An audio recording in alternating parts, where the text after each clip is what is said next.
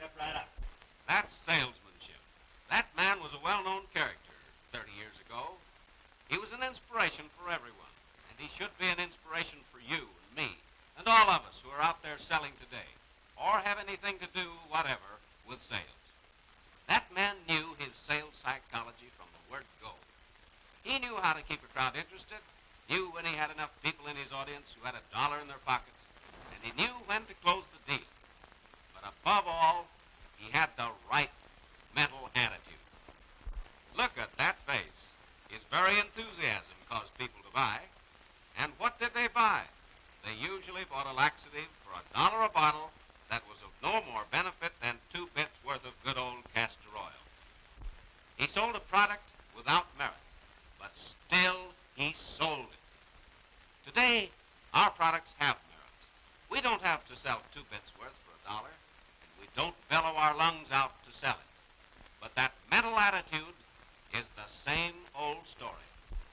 You've seen this fella, haven't you? Of course you have. He can be found in every organization, a victim of rotten mental attitude.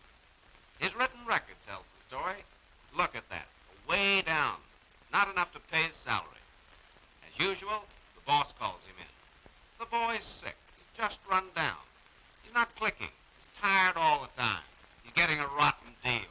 Business is terrible. So what? The same old outcome. He ends up with the company doctor. Doc looks him over and pronounces him physically sound. This man needs our old friend, the Barker. Where is he? All right, folks. Come up a little closer. Let's look this man over and see what we have here.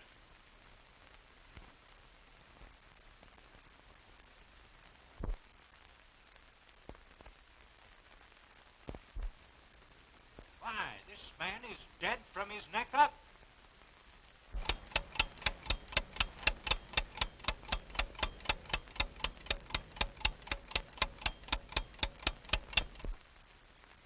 Yes, a pure case of mental-itis. Mental-itis. Oh, listen, buddy, I was born 30 years too soon. In my day, they called me a Barker. In this day, I would be a salesman. And with your advantages, what a salesman I could be. But not with your attitude.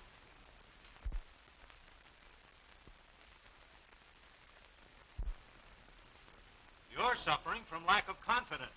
You're afraid of your own ability. You're afraid you won't make your quota. You forget that as long as you hesitate, you'll never make a sale. Say, you can't make any sales as long as... This guy has it all figured out. He's got the what's the use attitude. Those people said no when he was there before. They're not even going to get a chance to say yes because he's afraid they'll say no again. Yeah, but the boss told me that I... Just as I thought. Boss phobia. You're afraid of the boss. Why?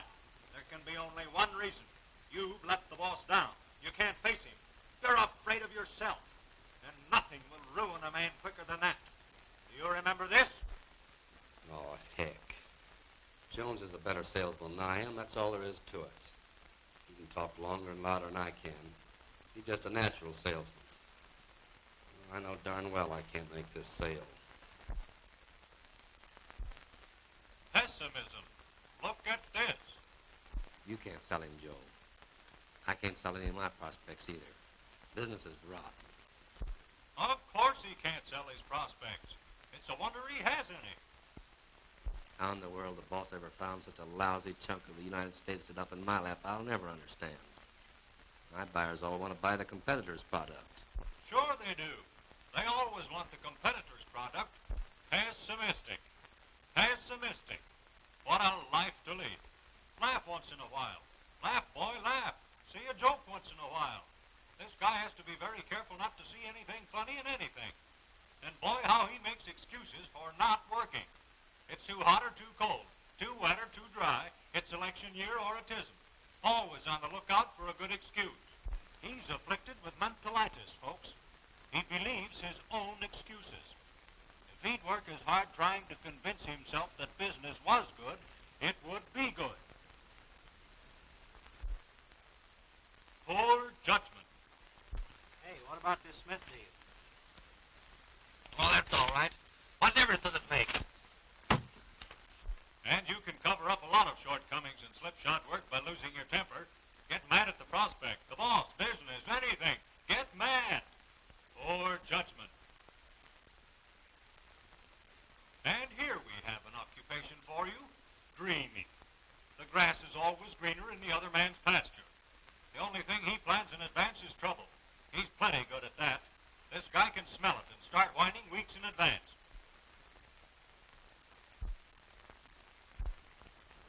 Egotism. Just ask me. Now, wait a minute. You said something about baseball then. You know, I get around a lot, and I see a lot of baseball games in my travels. I mean big league games. And I'm telling you, that guy this afternoon, he had everything on the ball. He's the best guy I ever saw on the mound in my life. Say, didn't you say something about boxing a while ago? Oh, well, you know, I used to do a little boxing myself. Yeah, one time the circus came to town, and they wanted a guy to go in there and take on this regular professional boxer. Well, he didn't think I had anything, see, but boy, did I lay him low.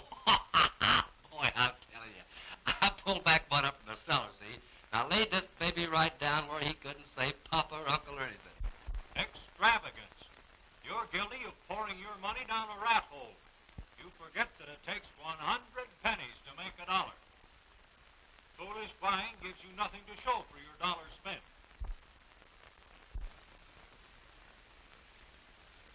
Why, surely Bill took care of that.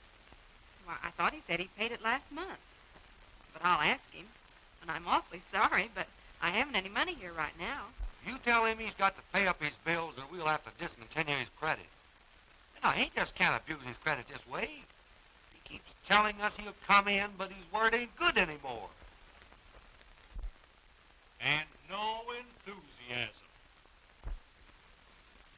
Oh, boy, what a day. Nothing new, nothing exciting. Always the same old stuff. Darn tired of it.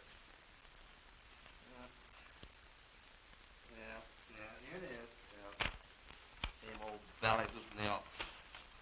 Old sales stuff, yeah. Tell us how to do it. You know, why should I take the trouble of learning anything about my job? I bet I could tell a guy that wrote that plenty. Huh. Yeah, there it is. Yeah. Hot shot sales contest. Big contest, big selling plan. Alone. Dishonesty. He steals time. He cheats in minutes and hours. He passes the buck. And when he does work, he misrepresents his company and himself to his prospects. No wonder they lose confidence in him. To sell, he makes claims for his company that no company could fulfill. And then when he returns to the office, he argues that the company won't back him up, that he could sell if the company could only produce. He hollers for a lower selling price. He forgets that any man can sell a $100 bill for a 10 spot. Disloyalty. Look at this.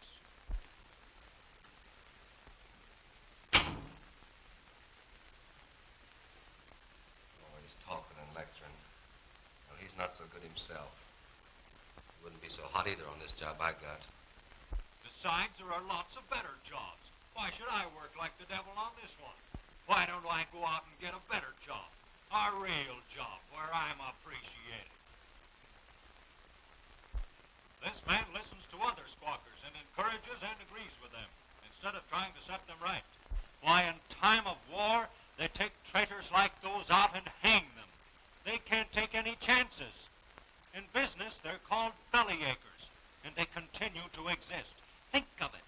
They continue to exist. No, you can't do this. No, I can't, but you did.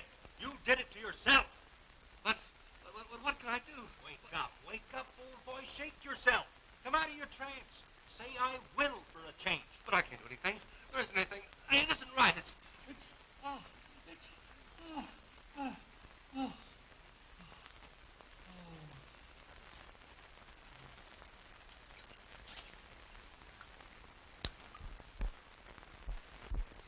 Hey!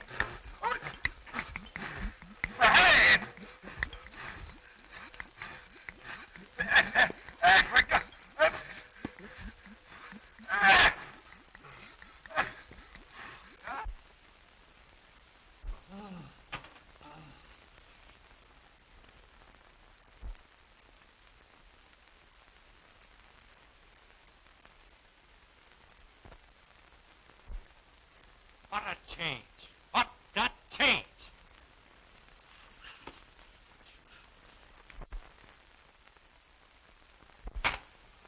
Oh, Doc, thanks, boy. Oh, boy. This prospect said no to me last time, but I'll land him. He can't say no forever. And now he's glad to see the boss. He knows he's doing well, and he's darn glad to see that the boss knows it, too. He gets results now and all the time because he believes in his company, his boss, his product, and himself. Howdy, Joe. Oh, hello there. Glad to see you out, boy. I'm going to sell this fellow this time. You see if I don't. I think there's some business here for you, too. Think so? I do. You stay right in there and fight him. You'll get it. I know you will. Oh, I hope so. You will. He welcomes criticism and complaints about his work or service because such things teach him how to improve himself. A complaint quickly and cheerfully adjusted makes a better friend for himself and the company. And he keeps his temper at all times. He knows that flying off the handle takes a lot of energy and won't do any good. Well, that's all right, Mr. Werder. I'll take care of that right away. You bet I will. Well, thanks for calling. He plans his work and works his plan on schedule. He solves problems as they come to him. I believe you presented the wrong plan to Johnson yesterday. You know, companies like that are usually interested in the annual setup. He admits cheerfully that there are a lot of things he knows nothing about and is always ready to be taught. He listens to others about a subject, asks questions carefully. The answers help him form his own opinions. Well, if he says that Johnston wants the other plan, they probably do. That boss of mine seldom if ever misses. After all, the boss is paid for being right, and he's held responsible for his decisions. He wouldn't be the boss if he weren't. And he knows that the best salesmen are always good listeners. He is aware that 5 minutes listening is often better than 1 hour's oration. That's the way he learns more about human nature. He knows he has plenty of prospects, and he makes it his job to keep them at his fingertips all the time. Boy, a fellow really has a future in this organization. There's plenty of opportunity. Others have made good. So can I. If I don't, it's no one's fault but my own. He knows that a high percentage of people depend on charity at 65 years of age. Now is the time to save, not next week or later. Saving money is one of the easiest things to postpone. He teaches others to be thrifty and is careful with them about money matters. Good money habits should be taught youngsters at an early age. He teaches his children these habits and sets a good example for them.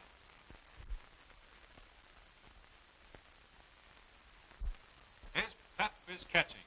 Everyone is enthusiastic when he's around. He is careful about his speech and talks fluently and distinctly. He makes himself interesting, but not boring. He shuns no one. Anyone might be his next prospect. He studies constantly and is ever alert for means of self-improvement. He learns all he can about how to do his job better. It means money and better living for himself and his family. He reports facts fully and accurately. He knows they will come out in the wash anyway, and it looks much better to have a complete, honest record. He works full time every day. And what is more important, he is honest with himself about right and wrong. He knows that the easiest person to fool is sometimes himself. This man is loyal to his job, his company, and his family. This man looks forward to a good future. He is always working for a better job and is confident that when he deserves it, he will get it. Folks, here is a man.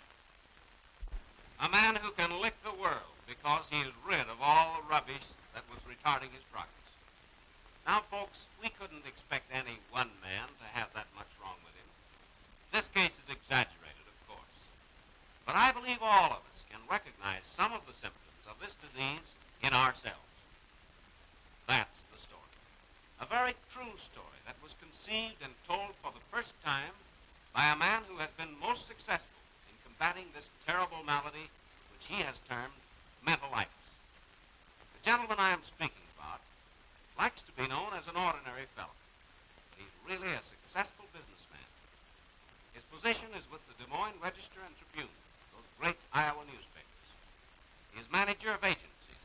responsible for circulation records being broken by nearly 2,500 junior and adult salesmen. All his life, he's been interested in why some human beings succeed and others fail. The old circus barker of 30 years ago was his first inspiration. To him, the barker has been an inspiration ever since. No man can tell the story of mental-itis like Mac. Let's cut in on one of his regular meetings. Here's R.M. McIntyre of Des Moines, Iowa. And now perhaps you are all asking yourselves questions. I hope you are. Assuming we do have some traces of mental-itis, what can we do about it? Shall we see a doctor? Does it mean an operation? The answer is no. Medicine won't help. An operation won't do any good. The disease goes far deeper than that. But as our old friend the barker demonstrated, there is a remedy, a tonic that will not only cure this dread disease, but will help to prevent its attacks. You yourselves must be the doctor. And you alone can administer this tonic and see that it helps you. First of all, you must be honest with yourselves. You must be able to recognize and willing to admit the symptoms of this terrible malady. Well, Mr. McIntyre, is there anything else I can do for you and the patients? Always willing to help, you know, always willing to help. Well, yes, there is. Why don't you tell our fellow human beings about that cure you used? Oh, that? Well, it's very simple, and it works every time. And for the same reason that stuff I used to peddle at the circus worked. Because the people who bought it had faith in it. Yes, sir, yes, sir, yes, sir. Folks, right this way, right this way. Come up a little closer now, come up a little closer. I have here in my hand a bottle of that marvelous tonic, a complete cure, a sure cure, the only cure for the dread disease called mental-itis. Its results. You will notice that it is prescribed by the famous Dr. McIntyre, and that the patient should take at least 2 large glasses full before and after each meal, or any other time of day he feels the urge. The contents are confidence, optimism, enthusiasm, thrift, good judgment, faith, loyalty, open-mindedness, and honesty. Absolutely guaranteed to be habit-forming. If this prescription is followed faithfully, you will form the habit of smiling, of being happy, and being successful. Step right up, folks. Get 'em while I ask the wonderful get results. Tonic, only $10 a bottle, and who'll be the first month? Mac, it's a park. It's going to be a gold mine. Wait a minute. None of that, old fella. No double-crossing me now. You better get along and take your well-earned place in history.